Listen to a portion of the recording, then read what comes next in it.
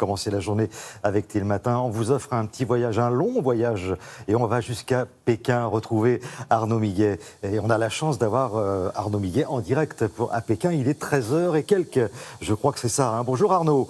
Donc vous êtes à Pékin et aujourd'hui on va parler du niveau technologique des Chinois. On ne le sait pas toujours, mais pour les usages les plus courants, la Chine est très très en avance, beaucoup plus que nous.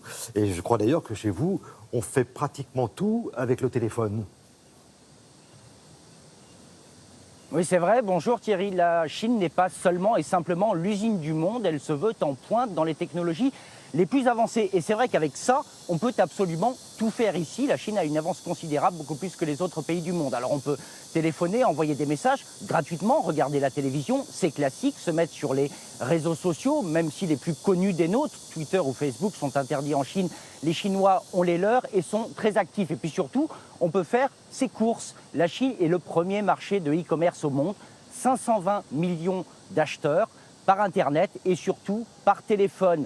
Et donc le téléphone sert à absolument tous les usages. On peut même gérer son compte en banque, faire des transactions financières, faire un virement à un ami et même percevoir son salaire quand certaines banques en France vous demandent encore un fax. Vous voyez, en Chine, on en est très loin. Si bien que la Chine, qui est le pays qui a inventé les billets de banque, est en passe de devenir une société sans cash. Et ça va plus loin encore dans la technologie. Il y a aujourd'hui la reconnaissance faciale, vous le verrez, dans les usages les plus courants, mais aussi les plus étonnants. C'est un sujet de Chloé Duval et Gaël Caron. C'est l'un des endroits les plus visités de Chine, le Temple du Ciel, à Pékin.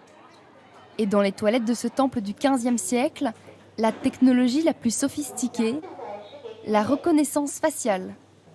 3 secondes devant un écran pour obtenir 70 cm de papier toilette, pas un de plus. Pour la plupart des gens, la machine est un peu lente, surtout s'ils ont un besoin urgent. Mais d'un autre point de vue, c'est plutôt utile. Même chose dans les toilettes du stade olympique, le nid d'oiseau. Un système qui a permis de diviser par 3 la consommation de papier.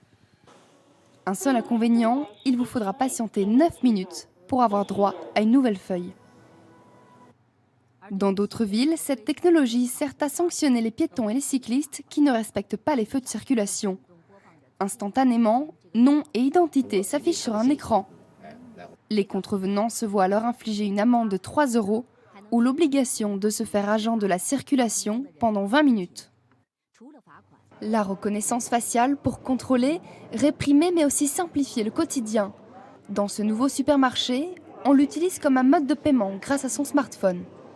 C'est vraiment cool que l'on puisse faire nos achats si facilement. J'étais surprise. La Chine se veut à la pointe de la technologie, une technologie qui revient aussi à collecter des données personnelles, en masse. Alors, voilà, c'est toute la question, Arnaud. Qu'est-ce qu'on fait de toutes ces données et est-ce que les Chinois s'en inquiètent ? Peu de voix s'élèvent en Chine sur la protection des données et sur la protection de la vie privée. C'est vrai que les Chinois ont l'habitude d'un État omniprésent et omnipotent. C'est le pays où il y a le plus de caméras de surveillance au monde. Il y a bien une loi qui a été mise en place au 1er juin sur le stockage et la protection et la revente des données, mais elle reste très vague et très floue. Merci beaucoup Arnaud, en direct, Arnaud Miguet, en direct de Pékin avec les grillons en fond sonore. Allez, merci, bonne journée.